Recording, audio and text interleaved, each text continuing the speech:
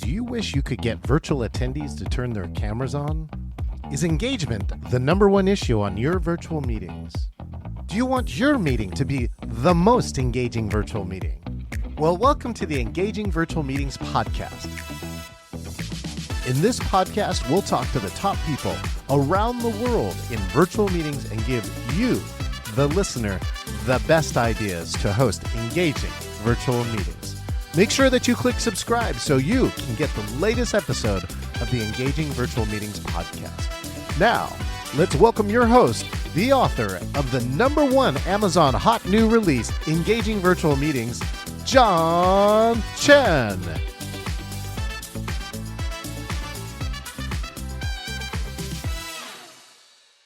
Welcome, everyone. Thank you so much for joining us today. I'm Debra Eckerling, author of your Goal Guide and creator of the DEB Method for Goal Setting Simplified. And every week, I bring together 3 friends to dive into the topic of the week because you can't reach your goals on your own. You need your people. So let's be each other's people. You may be watching this live as GoalChatLive, but on Thursday, it magically becomes an episode of the Deb Show podcast on the Marketing Podcast. So whether you're watching us live, the replay, or listening to us, we are glad you're here choosing your goals. And I'm so excited to dive into the conversation on engaging meetings. So this is I'm going to say recurring-ish adjacent panel because Bobbie Carlton and Chen, who are my dear friends from the speaker world, and then Phil Mershon, who I know from the real life people world when I did events for social media marketing world. And we are all speaking at Chen's The Engaging Conference. So this annual GoalChatLive / the Deb Show is dedicated to something or other to do with engaging meetings. And let's just call a spade a spade. It's engaging meetings. So why don't you all share, other than I think I just said how I know you all, introduce yourselves and why you are so excited to dive into today's topic. Let us start with you, Bobbie. All right. So, hi, my name is Bobbie Carlton. I'm the founder of Innovation Women. Innovation Women is an online speaker bureau designed to connect event managers with awesome speakers who just happen to be women, mostly. We also encourage male allies and people of color and other groups who are underrepresented on stage to join us. And one of the reasons that I'm so excited to be back and talking about engaging meetings is, as Deb mentioned, we've been here a few times having this extended conversation, and it's always a barrel of laughs and a ton of fun. And I'll always learn something too, mostly from John. And there you go. And I just realized that I changed the pictures and did not change the topic. So the card, which will be fixed on the recap, says it's on speaker fails, which is what we talked about last time. But this is indeed on engaging meetings. And I think, isn't this a lesson to just embrace the speaker fails? Oh, yeah. I love the irony of that. Hashtag winning. So, John, please share who you are, why you're here, and etc. Wow. Well, I'm the author of a book called Engaging Virtual Meetings, and I'm here so that Debra Eckerling does not find me. No, just kidding. I am also the convener of the Engaging Conference. This is our 4th conference, and this year we really looked at the secrets of planning engagement for conferences, summits, and masterclasses. And Debra, I just really want to share this. You know, what could not have been engaging was a friend asked me about an employee appreciation day they were going to do. And it was like a hybrid with pods, like over 800-900 people were logged on. And they were going to try and do it themselves, but luckily they called me. And I thought one of the highlights, Debra, is that they had a talent show, but nobody submitted videos for the video talent show. It was like, you know, America's Got Talent. And I said, why don't we change that to a lip sync? Because it's easy. I'll play the music. All they have to do is lip sync to it. And it was an 80s themed party, which I think Debra would have loved. And so they went out there, and while we only had 2 people signed up in the mid part, it was about 60 minutes for this part. Once we were done, over 12 different people or groups from around the country from this company had participated in this lip sync party where they had bought those inflatable guitars and microphones, and they, in one of them, they actually were smashing the inflatable guitars at the end in a highlight, and it really came out too where the recently new VP and the CEO also did a Run DMC duet, and it turned into one of the highlights of engagement where someone came back and wrote, I thought it like I just log into this thing, but I just like, not participate all day. But I just want to let you know I've been here all day. It's been a blast. It's been valuable. And I'm so excited to get connected with other teammates that were across the country. So that's what I think engagement really should be, Deborah. Well, and you're answering the questions before I ask it, which, by the way, I am totally fine with. But this is the difference. I had a meeting last week with somebody, and she said, I just came off the most painful webinar. It is not okay to still be hosting painful webinars in this day and age, right? Don't do it. Yeah, don't do it. Just say no.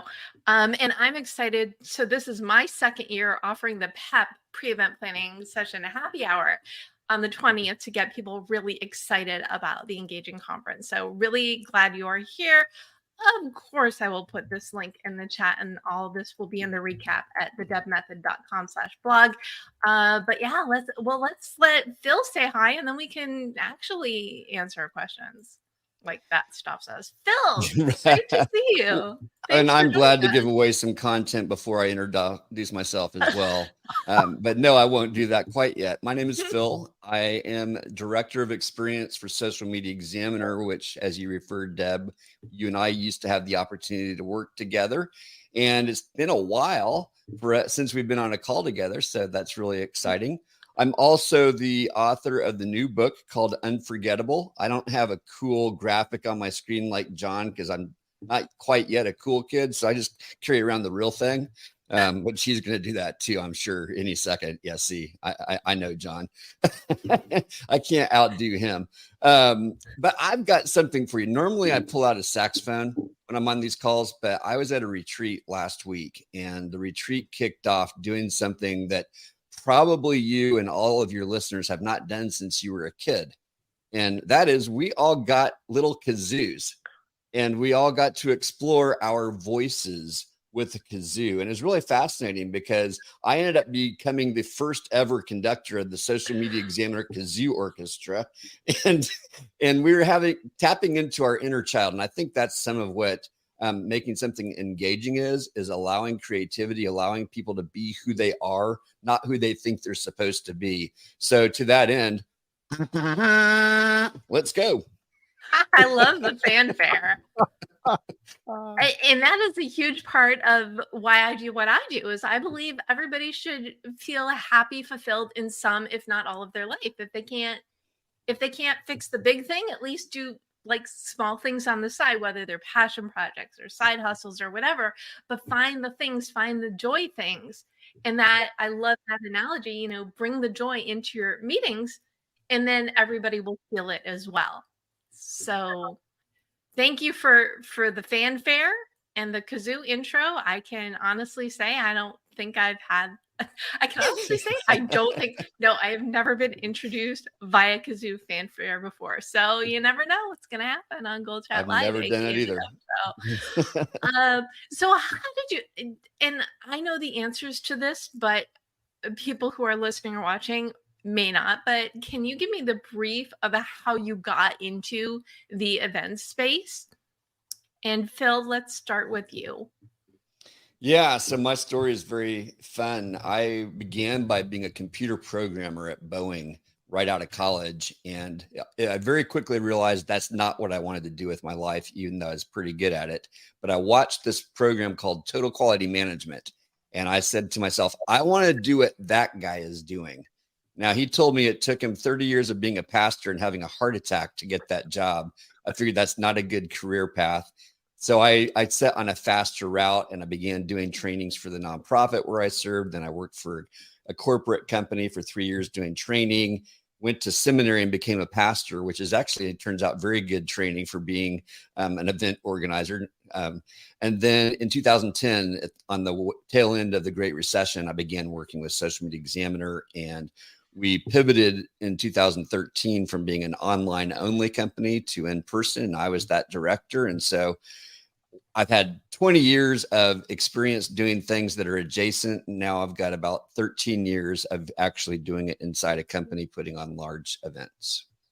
And it was, well, no, it's not. I think I know my last social media marketing world was 2018, which is probably the last time we saw each other, which is, not okay in the Zoom land, but we're correcting that now.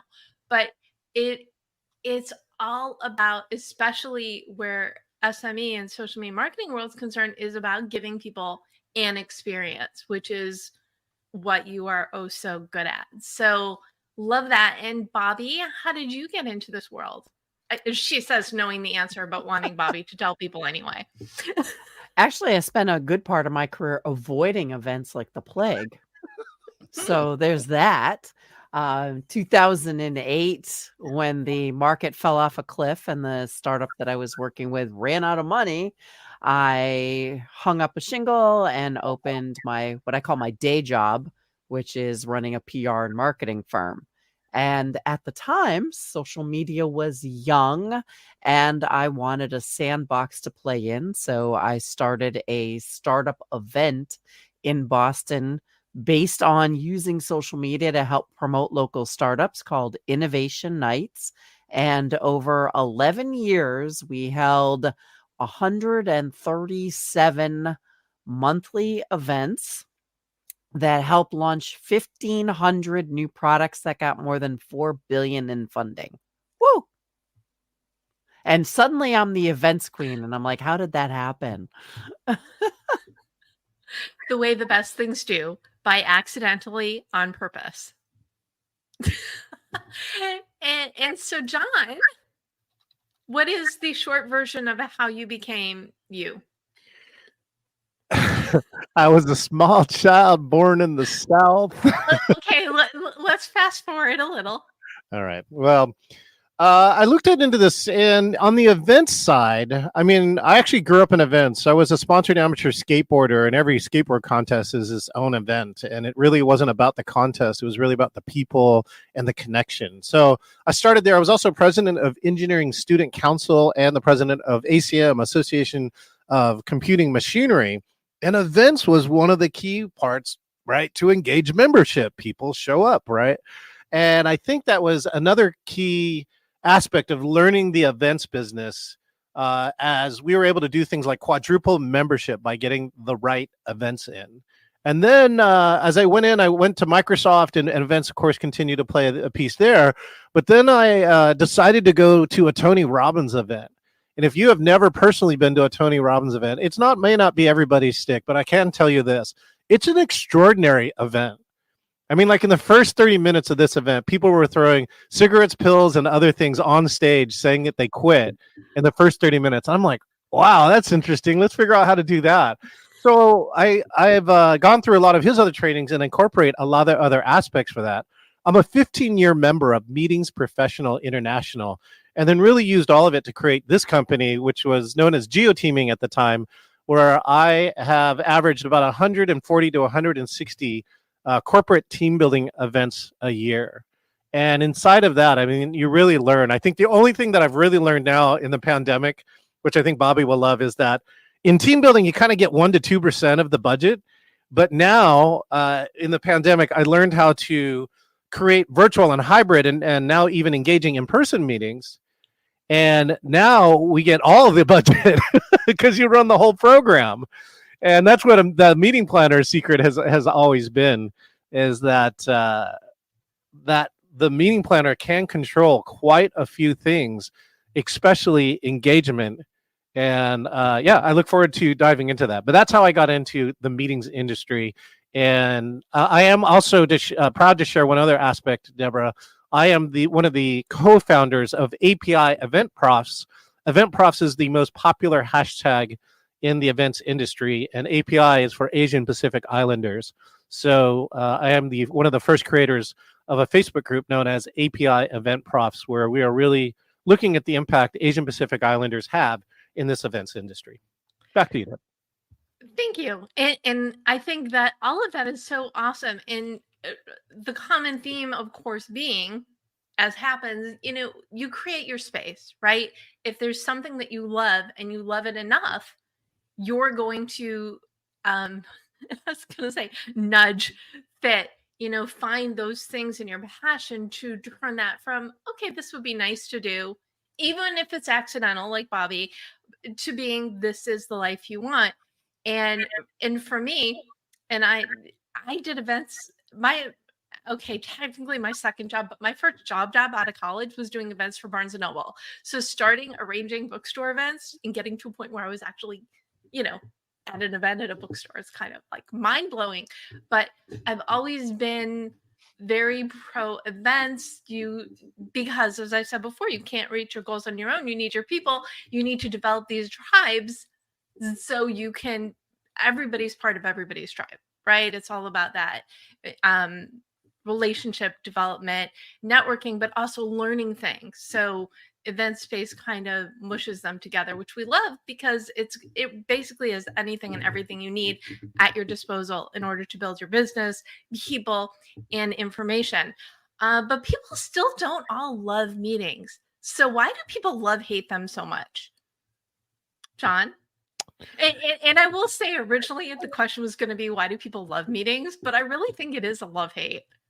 Yeah, no, the hate part are like the multitude of work meetings. I think the higher up you ascend into an organization, the more and more meetings you have to attend. And the real killer of it is the hate is useless, boring, and non-effective meetings. The funny part, people talk about how bad virtual meetings were when they got on. Well, one of the people that I contacted in doing the Zoom fatigue research, she said, the problem has existed before the pandemic. It's just virtual tools just made it worse. They just magnified how bad it was. It's things like no agenda, right? People don't even know why they're there, right? The wrong people are there. People who don't moderate and try and keep the conversation going forward. I think all those are on the hate side, and I hate them too. Nobody wants to go to a meeting where you only have 40 hours a week, quote unquote, to get something done, and you want to spend 1 or 2 hours in there in a useless meeting doing nothing. I think that's really key. So in the love part, though, in the meeting, I mean, look at the world open up again. The love fest is definitely here. There are people who are loving the, get back in touch and, hug each other and all that other, in-person types of things that I think people finally realize. I think they took it for granted. And I think they finally now realize how valuable and how important it is, and how much they should really plan for it, how much they should really design for it.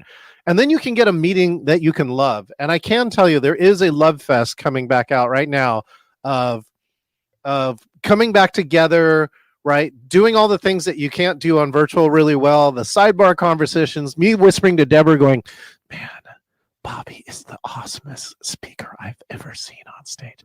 Things like that. You can't, these are all the things that virtual can't do. And I think that that's the thing you should love. And we should love the thing about meetings where, one, magical moments happen. Like, truly, what was the quote that I got from this year's from National Speakers Association? And that quote was, goosebumps don't lie. And your odds of getting goosebumps in an in-person meeting, I think, are potentially higher. But that's what you should really look at. That's what you should love, meetings, because those things only happen when that collection of people come around. And then I love the things that happen serendipitously. I'm just going to say that lip sync party could have been a disaster, and then it turned into like one of the greatest things. And that's what happens when you get meetings and the right pieces together. I want to leave this last piece, Dev. In a meeting, things should happen that can't happen by yourself. They should only happen with a collection of people, like decision-making, right? Brainstorming, creativity, not a report and not a diatribe. So that's what I think.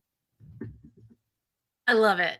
And I'm sure Phil has some even more to add on this. Yes? Oh, of course. I was afraid you were going to say I was going to do better than that, but I will add to that because I don't know. Yes, we're very yes and. Yes, on these shows. and for sure.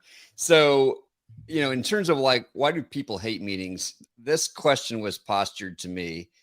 Could that meeting have been an email? Yes. We've all heard that said, right? Well, could that workshop or that webinar or that event have been a meeting or an email?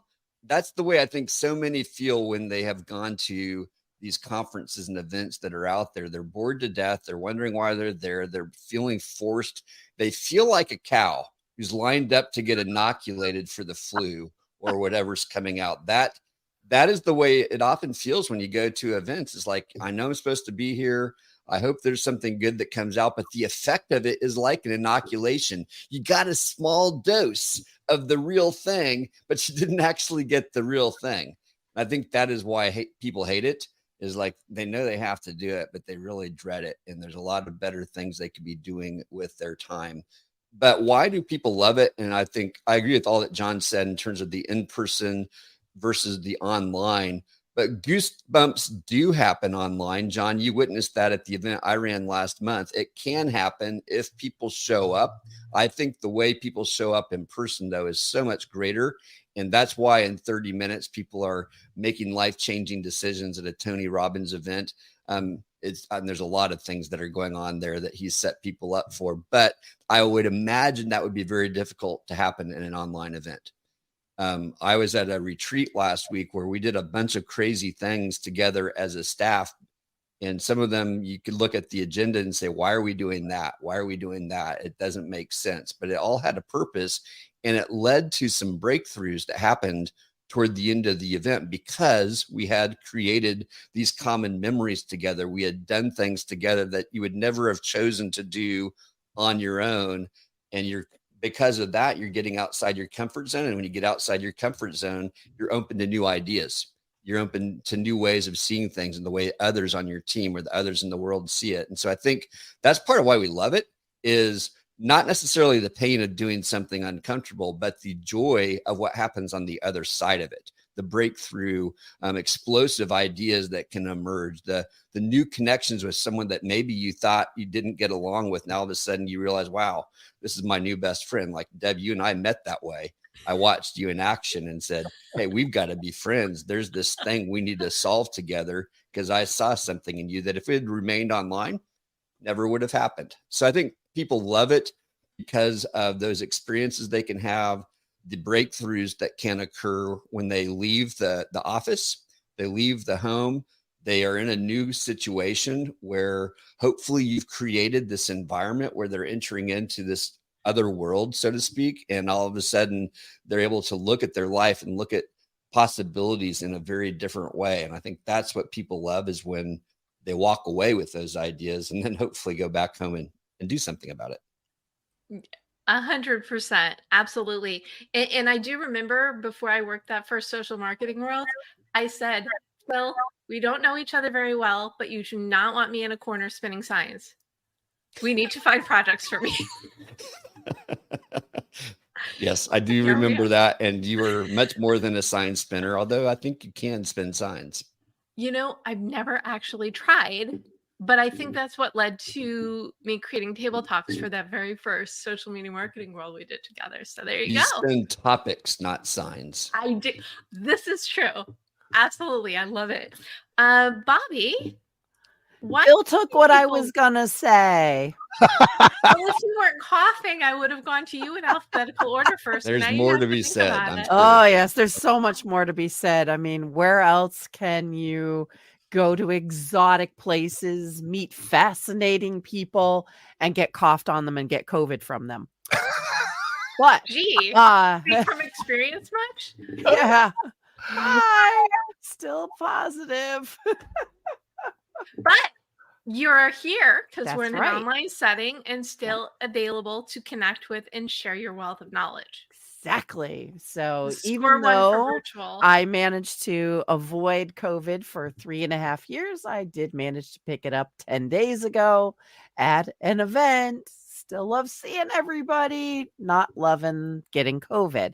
But virtual events allow me to safely hang out with my friends and not spread the joy of having COVID. So, yay, team. Yeah, John's like, thank you.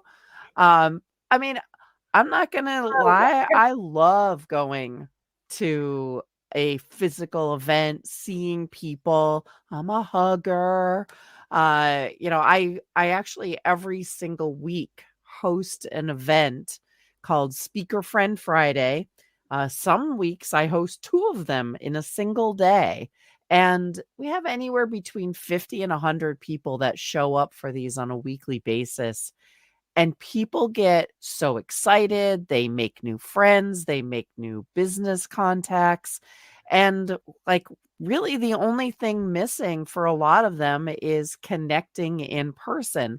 I think that's probably the second most common question I get. Bobbie, when are we going to do an in person event so we can all meet each other?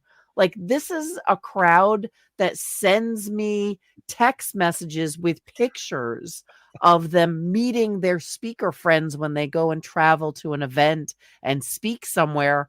They always figure out like which Innovation Women members are in that city. They reach out, they have coffee, they have brunch, they're having a good time. They're sending me pictures, making me jealous. But it's really like kind of cool to see those connections happen and be nurtured in a virtual environment and then continue through to an in-person event. I am so with you. And so you do a West Coast friendly, which is 9 Pacific, as opposed to 9 Eastern, which is the one that's every week. So I do try to come to at least one, if not both, of the West Coast friendly. And it's honestly my favorite networking event. John's conference accepted. John, love your online conference. It can be that favorite.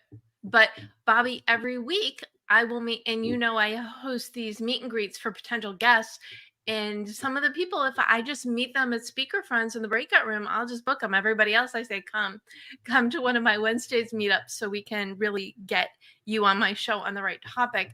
But it's a great opportunity because we meet, we connect on LinkedIn, we continue conversations, which is a point to be underlined. Online is great for starting relationships.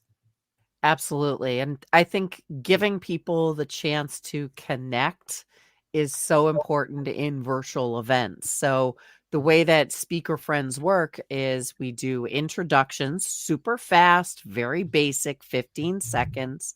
Then we do discussions and questions. And at the end, we leave time for breakout rooms, smaller groups for people to get to know each other. This is, Bobbie, you got to add in here for all the people who complain that they can't do networking online. You got to hang around a few of us because I think that's where I've done the best networking, obviously, in the last 3 years. It's so much better, so much faster, right? We talk about love-hate meetings. Here's things to hate about the in-person networking: driving, traffic, parking. Even walking from the parking site to the inside, you never know what you're gonna get, right? And then it's like, and you end up spending 3-4 hours for like a 1 hour networking piece, depending upon where it's at. And the traffic is back here in Seattle. Not gonna lie, I had a 20 and in Boston. Right, we had a 20-minute drive turn into an hour 20 recently, and you're just missing out. Going, wow, I could have just stayed home. I could have clicked a button and I would have been 10 times as happier and achieved the same as or better results. So thank you for that, Bobbie. Yeah, I mean, these events we started, they were actually a shift for me because for years I had done a drop-in office hours. I called it Innovation Breakfast, and I always made myself available every single week, Friday mornings, for the innovation and startup community here in Boston. And I would either hang out at a co-working space or a coffee shop. And if no one showed up, I promised myself I would get work done. It literally never happened. There was always somebody who showed up. And sometimes it'd be me and some other person across the table. And other times there'd be 10, 20, 30 people showing up. It was very random. So it was a lot of fun. And when the pandemic hit, I just took it all online. And then Innovation Women members discovered Bobbie's online once a week. We could just go there. That was the end of the entrepreneurs and startups. It's like when Innovation Women just took over. That's Isn't that the point of creating it, though, for Innovation Women or innovative women, women speakers, and women adjacent to take over the world? Absolutely. You were going to say John something, was going to John? say something. Yeah. Oh yeah, Deb, I just want to know, right? Like all of us have been a part of meetings that have been successful and non-successful. And I'm just curious, like, what are all the love meetings that things have in common, right? So, for instance, I put on a training in 2020 and I called it virtual team building, and 5,000 people took this class. So I'm just kind of curious, what are these common factors of when people love these certain kind of meetings? I'm just curious if Bobbie or Phil and Debra have any common factors they know about. There's something in it for them. Ooh. Yeah. And in the case of Bobbie's meetings, it's more speaker friends, right? Yep. It's interesting. Like I've seen people come in and end up being on somebody's podcast, Deb. I've seen people come in and get connected with other speakers that you would think would be competitive, but what they do is they join together and they go out and they actually pitch shows on the group of speakers who all address different aspects of the same topic. So, for example, we have a burnout panel. It's a whole group of women who all address burnout, but they have different aspects of it that they are addressing. We have another group that I think is actually becoming its own company. They are incorporating this group and they are focused on companies where there is what we call a male dominance or a male saturation in terms of the industry. So that organization has been doing panels together and actually doing business together. I love that. But before I jump to Phil on this, I have to share. So I talk about when you go to events, have a goal, have a purpose. And last week I did a session on the art and craft of networking for writers and creatives for Women's National Book Association, San Francisco chapter. And as an example, I mentioned that when I go to events, I like to look for shows to be on, more media to share my love of goal setting simplified and event outcome optimization. And I got an email about an hour after the event from somebody inviting me on her podcast. So not the intention, but love that response. It was like, ooh, my example worked. So anyway, transition. Phil, what do you think makes a meeting successful? I think one of them is a parallel to what we're already talking about is, do the people understand and appreciate that we designed the event for them? So not just is the content there for them, but they have the opportunity to personalize it. I think when people walk away feeling like, wow, these were my people, this was my place. The music that they played, the way they decorated it, the way people are showing up, they feel like they've walked into something that feels like, man, this could have been my home. I could have designed this. That feeling of belonging and home, I think, is a big success factor for why people will keep going back. And that, again, can happen online or in person. But has this event been designed with the audience in mind, or was it designed with you in mind? I think a big mistake I've made it more than once, probably many times. And event organizers, we tend to design events that we'd like.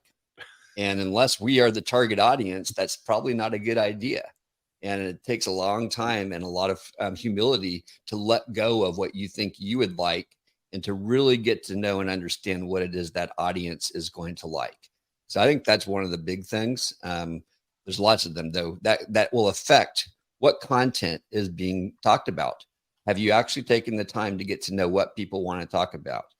Are you helping to facilitate conversations? Deb, you're amazing at this. You get to know people and you understand, oh, well, you need to actually meet Bobbie because she's an expert at that. And if you've got people facilitating those kinds of connections and conversations, I think that takes an event from just being a gathering to being something that there's explosive opportunities, because half the people, maybe more, walking into your event are shy, introverted, and aren't sure who to talk to. And so if there are people there that's their whole mission is to help make sure everyone feels comfortable and feels connected to at least a few people, that's going to change the tenor of the event. I think that's harder to do online than it is in person, but I'm with you, John. I don't like driving and flying and staying in hotels all for the sake of that one chance encounter. Sometimes that chance encounter has been totally worth it. A lot of times it's not, right? So it's one of my favorite things to do in real life events is standing in line and making people stop looking at their phones and either talk to me and talk to other people, because you're there in person. You could do that, from anywhere, but right. Use that opportunity. You're all at an event for a reason. Why not start talking? I mean, and food always comes up in my shows. It just depends on when in the conversation. It's something if you don't want to use the topic of the event to talk about what you had for lunch or what you're having for dinner or whatever, because food is really the ultimate conversation starter. And John put in the comments, which I completely agree, the drink and food lines are the best networking opportunities. As I'm sure all of us do, we say that when you send a LinkedIn request, especially after you meet someone at an event, always personalize. And you could say, oh, it was great chatting with you in the coffee line, or wasn't that breakfast actually good? Whatever those memorable things are, they are going to connect you with the person that you just met beyond their name, their company, etc. Can I ask a question about food? Because I just Yes. observed this happen. So, we love talking about food. I think it also is an opportunity where we start to critique the food. And there's something that happens when everyone starts critiquing the food, that it affects the culture of what's happening. And I like to encourage my staff not to be critical, but to be complimentary, just like we do with our kids. If you can't find something good to say, don't say it. I just noticed that happening, though, that when people start becoming critical, others will join in, and all of a sudden they become critical of everything. Is that just me, or have you guys noticed that happen? I can chime in though on one. There was one event in the meetings professional community where they kind of didn't spend enough budget on breakfast. It was a bowl of cereal that was sealed, and a carton of milk. It was like something you got in grade school. Yeah, it was bad. And people started this is the thing you don't want at your event. That low level simmering conversation going, Phil, can you believe that they just gave us a box of Cheerios and a carton of milk and charges like $120 admission? It was like, when the food and drink is bad, I think Deb will definitely agree with this. When the food and drink is bad, it will cause a low roar that occasionally will turn into a high roar if it's really bad. It's something you got to get right, I think, at your events. I think yes, and if the food and drink is non-existent, if it's only coffee and water, that's just not okay. Depends how the event was built, but yeah, if you're expecting something and you disappoint. Okay. I guess my question is about staff and our contribution to those conversations. 100%. If the customers are complaining and it's a legitimate complaint, the answer is always, what can I do to make this better for you? Yeah. I will take that feedback immediately right now. Thank you so much. Yes. The answer is always, how can I help? What do you need? Yes. And if it isn't, they're not your people. And right? Well, I know, as someone who has been one of Phil's people, I know the immense training that goes into the couple days prior to the event to make sure all the staff is in that service attitude. Nothing I had ever experienced before. And now I look at customer service. Ever since my first Phil training, I look at customer service completely different, with probably a much more critical eye, because if you're there, there is a reason, right? If you are working an event, which is also a real, I will get off my soapbox in a minute, maybe. There is a reason that you, first of all, volunteering is a great way to get introduced to an event if you're not yet at speaker level, or to meet the people so you can pitch yourself to speak at one point, or to meet everybody without being a speaker. But you need to go to it from a perspective of service. You are there because you want to be there, because you want to meet these people. You want to have genuine connections and start developing relationships. If you're not in that attitude, you probably will never work an event for either of the four of us again. That is all I'm saying. Yeah, if I got to add on before Bobbie jumps in here, which is food is engaging.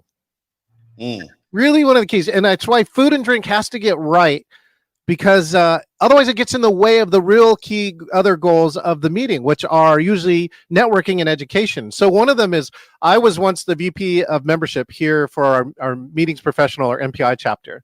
And during that year, we created something called the 5-star program. We just said, we're trying to, every program, earn your 5 stars of ratings, because they actually care. And I gave, at every meeting, we gave a text line, whether it was mine or somebody else's, says you could text anything. And one time I got a text going, we have no B&B plates. And I'm like, what's a B&B plate? And all of a sudden, suddenly they sent me a picture, and they realized they had no bread and butter plates.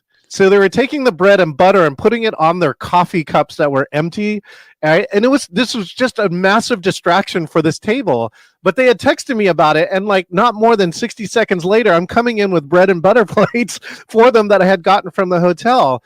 But it's something so small, but I want to like highlight that opportunity to fix that, re-engage them in everything that was going on. They're going, oh my gosh, these people care.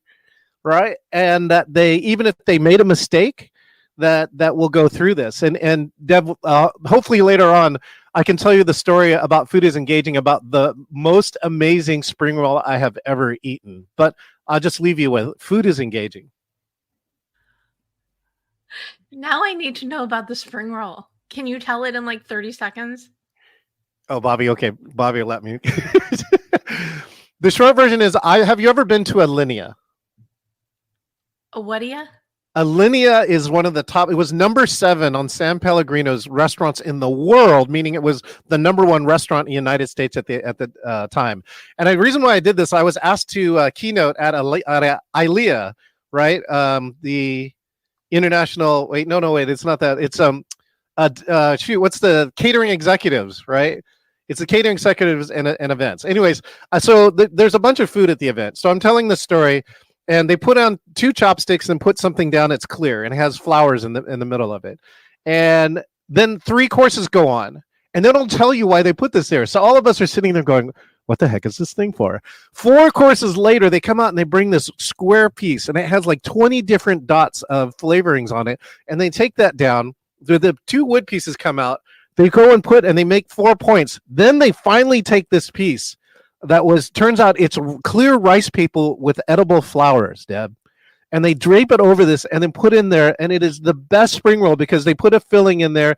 You can now season it with the 20 different things and now eat the spring roll. And later I got a chance to ask the chef, how did they come up with this? And they said after every meal service, they go through and think about new ideas. And I said, where did you get this plate? Where did you buy this? And he goes, oh, we couldn't buy it. We had it put out to be made specifically. There are only 20 of these, and they are here in this building.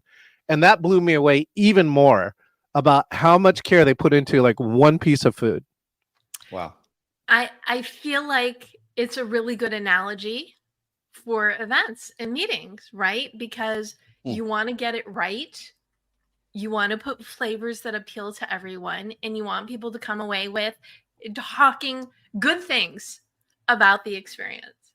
One of the things I want to jump in on is the distractions comment.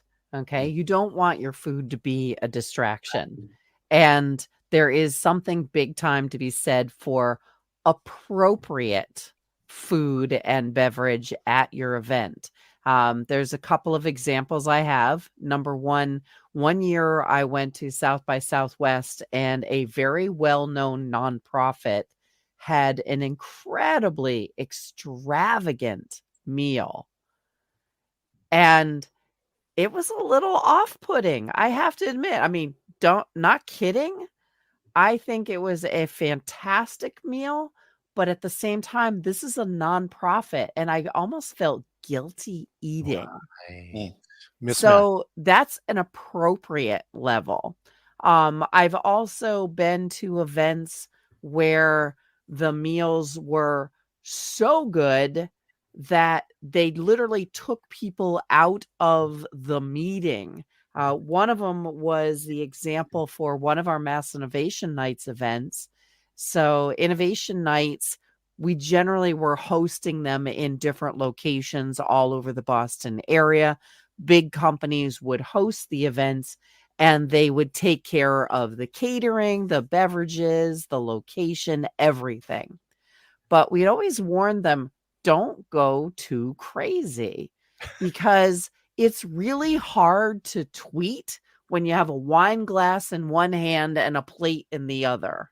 Make sure that the food is easily consumed, not a mess. Like, there's all kinds of things that can happen when the food is too good that just takes people kind of away from the event.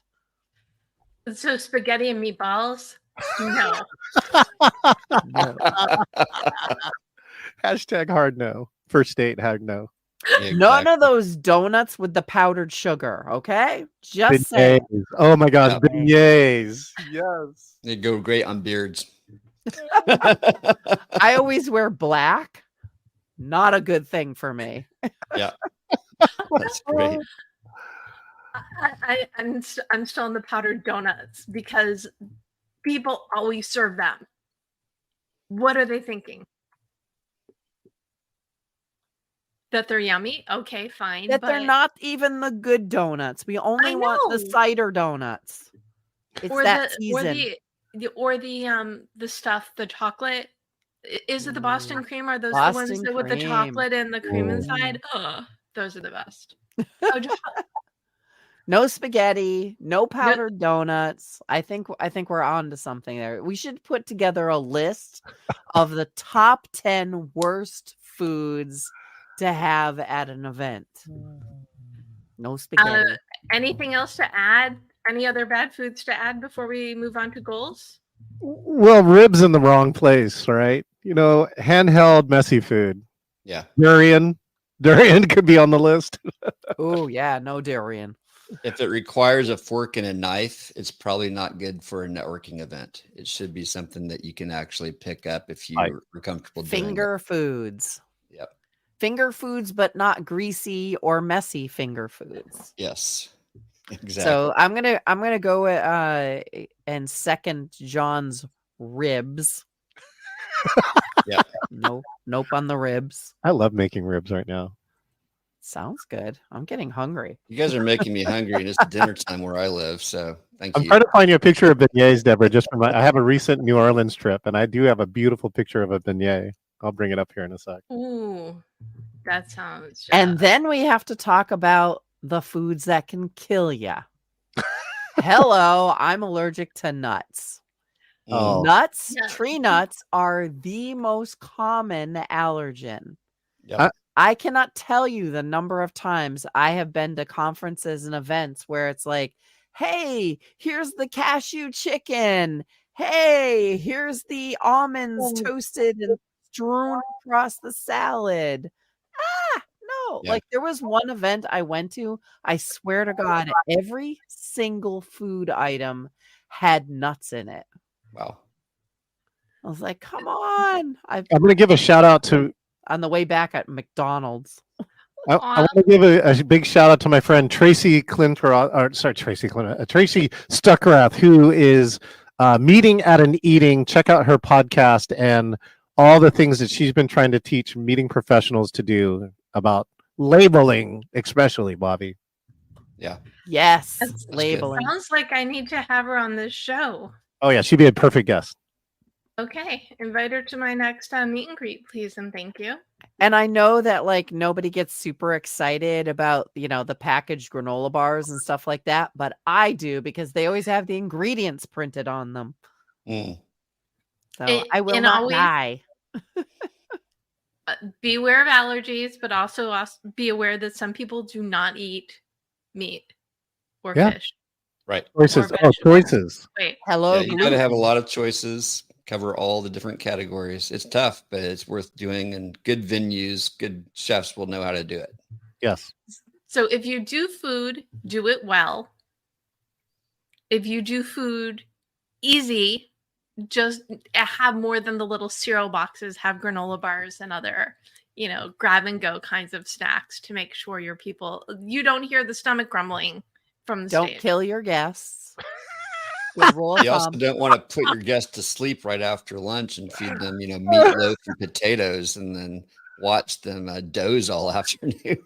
Hey, watch Phil. Now we can be recursive. Look at us. We're like bashing on food right now, right? And I just want to just give Phil some credit of see I once opened you the start, door. once you start, you can't finish. Oh wait, I found my beignet photo though. Hold on, let me see if I can bring it up here. Here's my beignet photo. There we go. Cafe Du Monde at 7 a.m. in the morning. Best place So in the much world. powdered sugar. So much Yes. powdered sugar. I and forgot these are all cash. I have a completely different allergy story though that surprised me, and that is latex. So we had a bunch of balloons that we blew up for a recent event, and someone walked in the door and said, "You've got balloons here, don't you?" And they turned around and left. I was like, "That's not one I've ever thought about being aware of. Maybe you guys have, but that was a new one for me." Yeah, Clever. we had an executive at one of the companies that I worked with that was allergic to them, and it was like the no balloon rule. Yeah. So know your guests, know your audience, create experiences for them. You want good food, not too good that puts them to sleep, but enough of a variety that everybody is going to be able to eat something. And everyone wonders why meeting profession is like the top 10 most stressful industry in the world. It's the food. It's just the food. Just the food alone, right? But this is harder than being an air traffic controller, having people's lives at your stake. Is that you're a meeting professional, having people's lives at your stake. So Are you anyway, a doctor? No, I'm a meeting professional. I can handle this.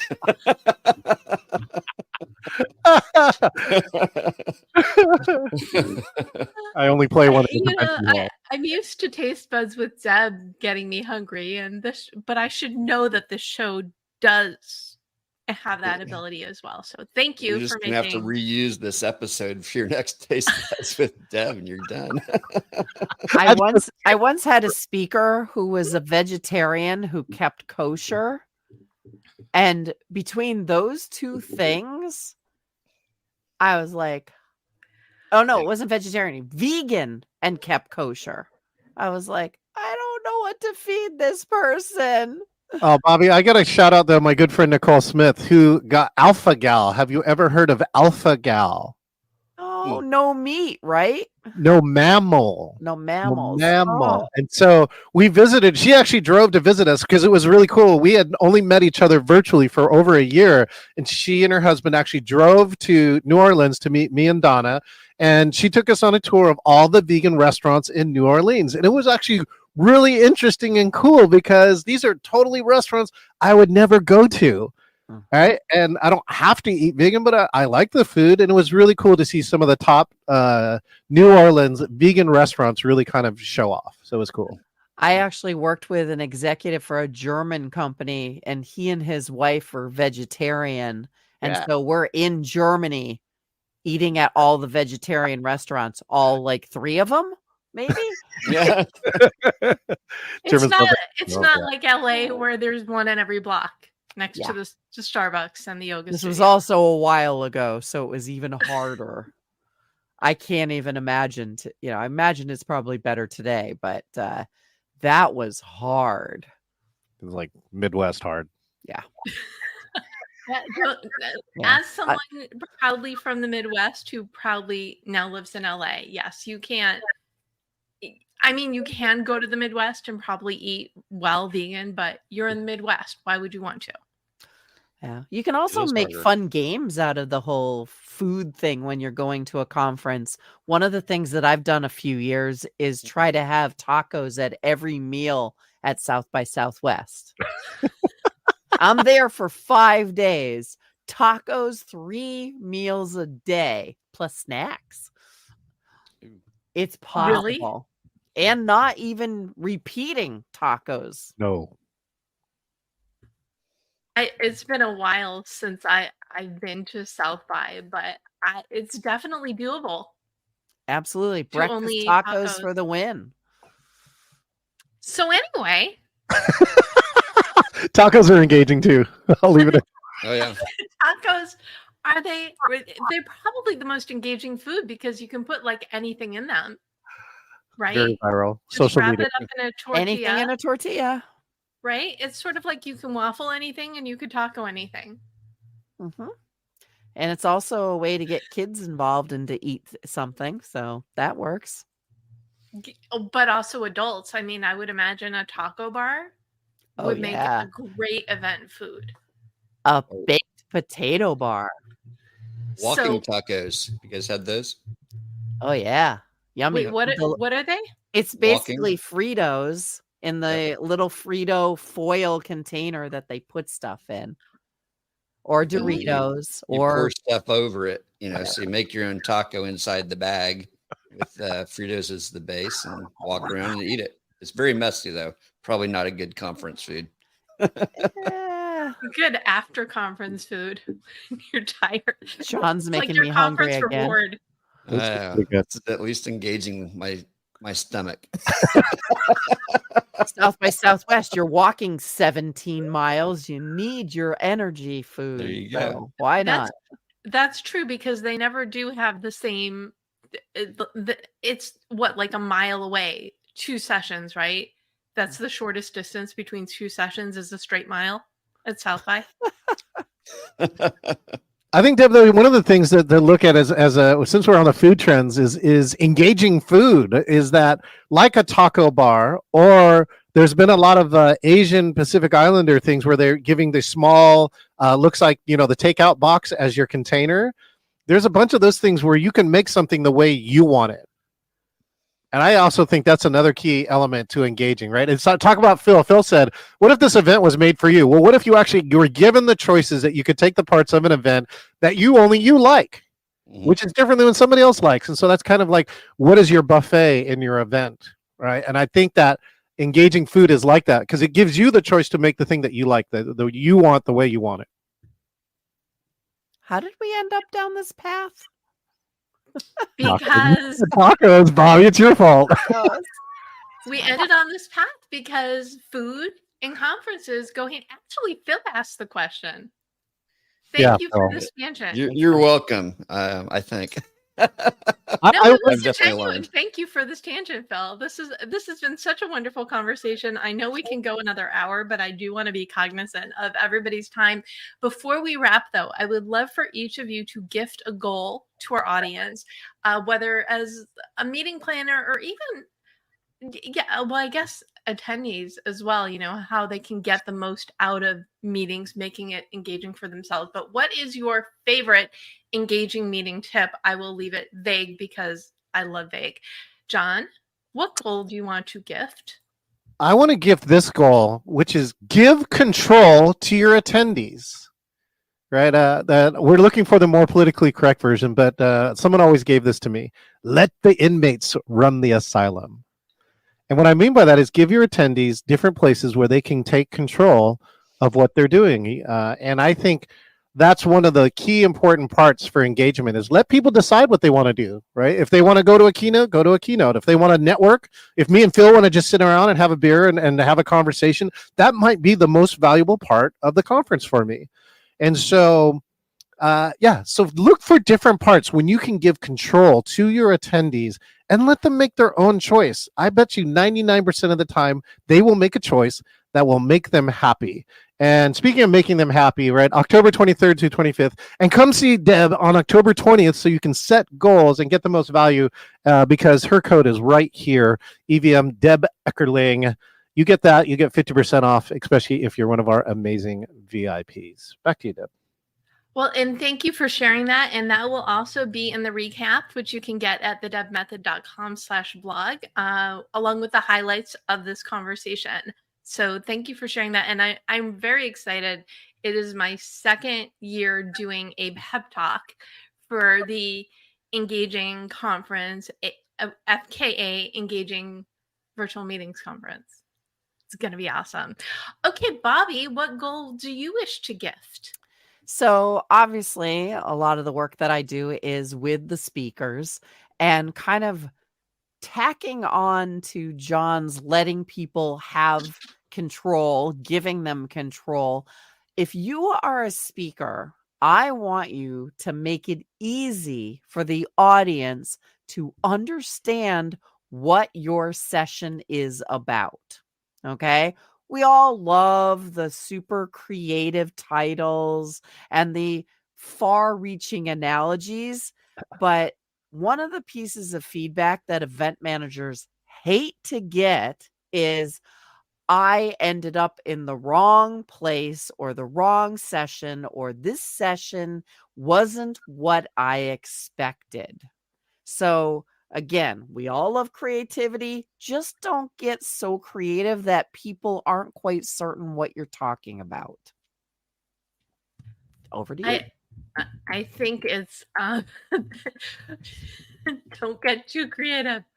No, be informative without being creative. And because of you in Innovation Women, my perhaps subtitle is now How to Stop Wasting the Time, Energy, and Money You Spend at Conferences. So good. Right? But that came out of a speaker friends because I mean, Pep Talk works very well for what I'm doing for John. But when I'm working with companies, this is what they need to know if they're sending a team to get the most time, money, get the most from their time, money, and energy. So I already did the goal. Yay me. Love it. But so important. And if you're speaking, to know what it is that you're speaking about, then you can get creative and then rein it back in also, which is the other fun thing you can do, right? Subtitles. Yes, this is why we love our subtitles. So, But Phil, understand that often the event managers have a website or they have a program that is going to require a short headline, a short title. So your subhead might never show. So you got to make sure that that title tells people what they're going to get. so everybody leaves with a fulfilling experience, and the hosts invite you back year after year. Absolutely. You want to get those really good grades, and you're not going to get those really good grades if people are in the wrong session. So true. So, Phil, what goal would you like to gift? This is a gift for all of us to give to our attendees or to ourselves when we go to somebody else's event. And that is put time on your calendar immediately after that event. So that I'll title this Start with the End in Mind. Put some time on your calendar immediately following that event before you slip back into the office or your next event or whatever's coming next, where you can debrief and decide what you're going to do with what you just learned. And if you start with that goal at the end of the event, you're actually going to be paying attention during the event and putting things down that you might want to do something about. I think that can transform just showing up and kind of experiencing something, and instead making it a launch pad into change for yourself, for your organization, or go change the world, depending on what your ambitions are. First of all, we know we're of the same mind, because that is one of my favorite tips to give people as well. Set goals for the event, but also prioritize the time after the event so you can debrief, so you can make a plan, so you make the most out of the people and the information that you just gathered, because that's really the difference for event success. You can go, you can be excited, but do something. Yep. Allow it to move forward so you can you can improve yourself, your life, your business, your relationships, all the above, right? Absolutely. What a wonderful conversation. Thank you so much, Bobbie Carlton, Chen, Phil Mershon, for joining me. Where can people find you and learn more about who you are and what you do? Phil? I'd say go to philmershon.com, and if you want to buy my book, add the /purchase, and it will show you all the places that you can go buy the book. If you land on the main site, you'll be able to order a copy directly from me that's signed, and all my social links are on that site. Awesome. And Bobbie, where can people learn more about you? I am very easily Googleable, but come to innovationwomen.com. Easy peasy. Just the way we like it. And John, where can people learn more about you? You can go to engagingvirtualmeetings.com. If you hit /con, you can also get to the conference. You want to learn more about me, come spend 3 days with me, and I guarantee you'll come away with one thing that will make your next meeting more engaging, whether it's virtual, hybrid, or in person. Awesome. I'll be there too. Yeah, and so will So will I. What a coincidence. People. Love it. I have it marked off, so I'm going to attend as much of it as I can. It's going to be really remarkable. So whether you host meetings or like to attend them, if you want to hang out with a bunch of really awesome people who don't hate meetings, they actually love them, this is the place to go. So whether you love them and want to love them more, or you want to learn to love them, right? I should put that in my video. I still owe you a video for that. I didn't forget. It's on the list. Anyway, I am at the Deb Method everywhere, and you can go to thedebmethod.com/blog to get the recap and replays for this and all my previous episodes. Yeah. And you can subscribe on YouTube, and you can subscribe to The Deb Show on your favorite podcast platform. And if you want to refresh and or reboot your goals before attending these fabulous meetings, you can grab a copy of your goal guide at your favorite place to buy books. Again, wonderful conversation, but honestly, I expected it to be awesome. I am so glad I was not disappointed. What final thought would you like to leave people with, John?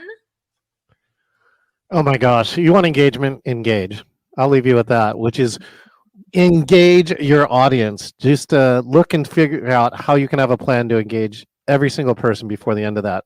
If you do that, I think that people will come back to your meetings over and over again. Awesome. Love it. And Phil, what final thought do you have? Don't be afraid to be yourself. Instead, be unforgettable. There you go. I apologize. I should have ended with you. Thank you for that. I was going to say, I have to follow that? No. Yes. I completely forgot whatever the heck it was I was going to say. Be human. Sorry. Don't forget, anytime you have something to say and you get a little off course, or maybe you go blank, nobody in the audience knows what you're going to say. So whatever you are saying is the right thing. That's awesome. That's a good way. So be human, be engaging, and be unforgettable.